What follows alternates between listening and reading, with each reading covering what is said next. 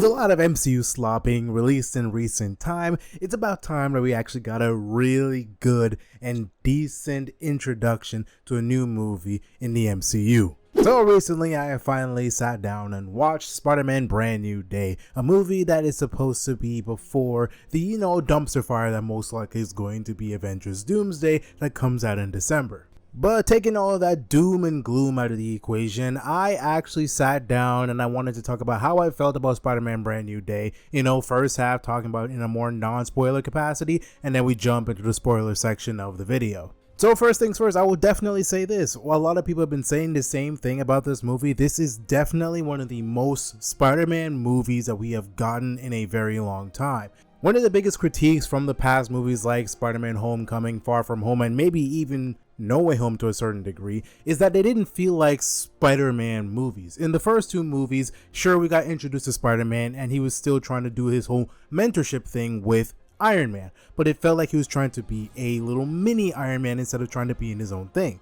And then Far From Home, despite how it being so completely an unforgettable movie, it really does push deeper into that idea, but he's just mourning the death of Tony Stark and how he's navigating those emotions and how he feels about being a hero currently while everyone is going on their own different paths and he has no one to lean on to except for Happy Gilmore and Aunt May and so on. But this movie definitely actually grounds the story in a Spider-Man story. It's a self-contained story.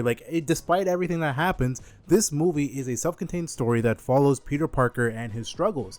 And a lot of people have been comparing it to Spider-Man 2 with Tobey Maguire, one of the more better Spider-Man movies that exists. And frankly, they're all correct. Yes, it makes a lot of similar decisions that happens in that past Spider-Man movie. And that's probably one of the main reasons why this movie is being very well received, because it actually takes the framing of the decision that happened in No Way Home and actually showing that it has a valuable impact in the story, showing that it's not something that it just kind of haphazardly did and didn't, do something to reverse that decision. They actually did a really good job of showing how this was a very negative thing that happened to Peter and how the events that are happening in the movie is actually trying to exacerbate the problems that he's having biologically, with his powers, because the trailers already kind of revealed that he's kind of going through some kind of mutation.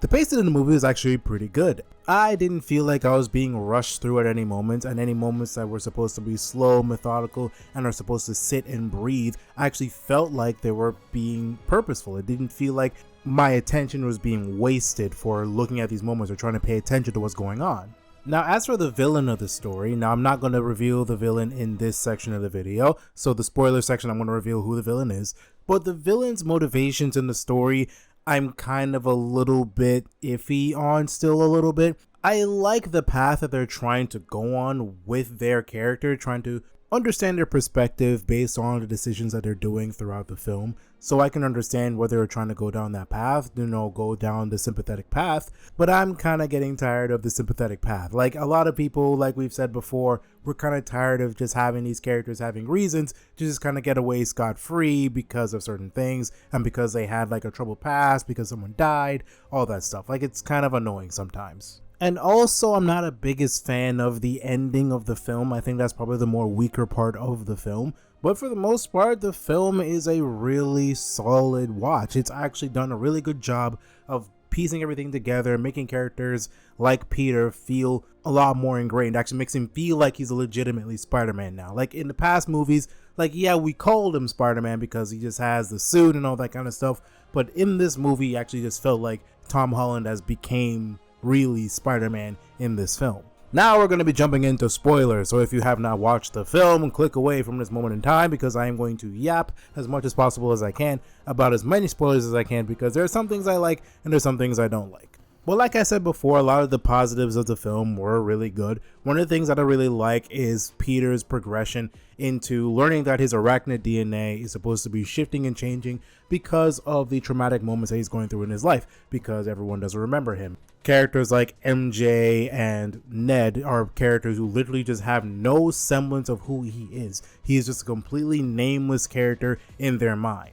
So I actually really like the fact that they're leading into the idea that, because of this traumatic event, because of these feelings that he's been bottling up for years, because at this moment in time, he's been just watching them for years. They went from going into MIT to graduating MIT and living on their own in their own apartment, trying to find jobs. Like, it's been years. Like, minimum 4 years, maximum 5, just watching them go on without him, and he's just watching them over their heads like some kind of guardian angel, but feeling like he's lost out on all of that, and that's been building up for years. So that being a biological reaction in his body was a really cool touch in the story, so I really like that a lot. And another thing I really like is the fact that they did not undermine the spell in No Way Home, because the spell is that nobody knows who Peter Parker is. So in essence, the story goes like this. After Peter runs off to fight the villain in some point in the movie, it's like about the latter end of the film, MJ actually finds the letter or piece of paper that he wrote that he was going to give to her at the coffee shop in, I believe, No Way Home at the ending of the movie, and she reads it. And she actually reads through it and she kind of gets mad at him, and she says, bro, let me see your face, because he was still wearing his mask and he was doing the whole thing where he wouldn't show his face to her. And basically, she is realizing that he's been living this life on his own, and realizes that he's been meaning to go and talk to her and see her and try to rebuild that relationship in some capacity. And of course, they have the usual conversation, the argument saying that, oh, he had no say or choice in the matter to just not tell her that he knew her, or they used to be in love with each other and they used to be best friends and they used to want to live a life together. She was making that point very clear, saying that it was not his choice, but she can understand where he was coming from. And I really like that they didn't undermine the spell. Like, despite the fact that something sympathetic and heartbreaking for Peter is happening at this moment in time, she doesn't just spontaneously remember him. She doesn't automatically decide to be like, maybe I do remember you. But she does admit that she feels like something was missing in her life for the majority of the time, especially given that her and Ned are constantly saved by Spider-Man throughout their years in the Spider-Man movies, because they don't have Peter in their memories. All they know is that the Night Monkey and Spider-Man has been saving them for the majority of their lives for reasons that she couldn't really understand.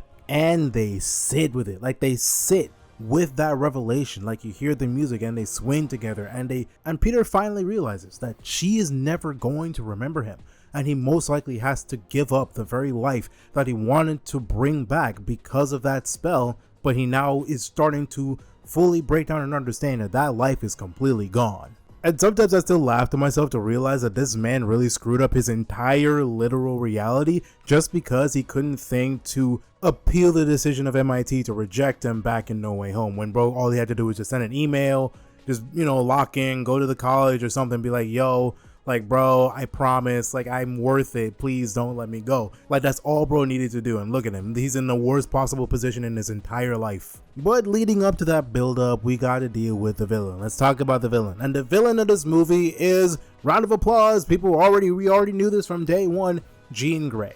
So Jean Grey is the antagonist for Spider-Man Brand New Day. And of course, relatively, they're pretty much doing the same thing that Jean Grey does. Jean Grey is tweaking all the time. I've watched all the old cartoons, and every single time, Jean Grey is just tweaking about something. And of course, everyone else has to suffer because of her tweaking. I always still find it funny when people be like, yo, X-Men, the mutants, they don't deserve all the discrimination that we're getting. They don't deserve it. They're people too. And like, bro, if you watch the old cartoon, Jean Grey was tweaking out at every minor inconvenience. Nah, my head hurts. Now I have to turn everything in a general vicinity into a deadly weapon and throw it at max velocity at someone's head. Ah, I can't control it. I'm sorry. I don't mean it. Ah! Like, why would I want to be around that at all? But essentially, they are following, I guess, similar to Jean Grey's origin story. I am not entirely sure. Someone correct me if I'm wrong, because I am not the biggest Jean Grey enthusiast. I do not know entirely too much about Jean Grey and her origin. But basically, there's a company at New York called Damage Control, and basically they're supposed to be the group that's kind of similar to S.H.I.E.L.D., but they're in New York specifically, who are out there trying to protect people in best way they can. So they take a lot of the machines and technologies that Spider-Man beats and a lot of other villains beat, take them into the company and try to re-engineer them into things to help protect the city. That's what they claim it to be. And for the most part, Spider-Man was working with his organization in a assistance capacity because their building was attacked by Jean Grey randomly one day, and they knew about her kind of sorta, and they've been trying to track this person down for years, blah blah blah blah. And of course they kind of tell Spider-Man, she's dangerous, you gotta protect the city, please help us, yada yada yada. And Spider-Man's like, I'm on the case, because he's hurting random people unnecessarily. And honestly, Jean Grey as an antagonist in this movie was genuinely a treat to see. Watching her hop from different bodies left and right and actually using mind control to some capacity was actually a really cool idea. Even simply doing it to where she actually jumps into MJ and she manipulates MJ to make Peter believe that she actually remembered him for a fraction of a second, because she jumped into MJ's mind and she literally says, "I see nothing in here of you in here. You are not in here whatsoever."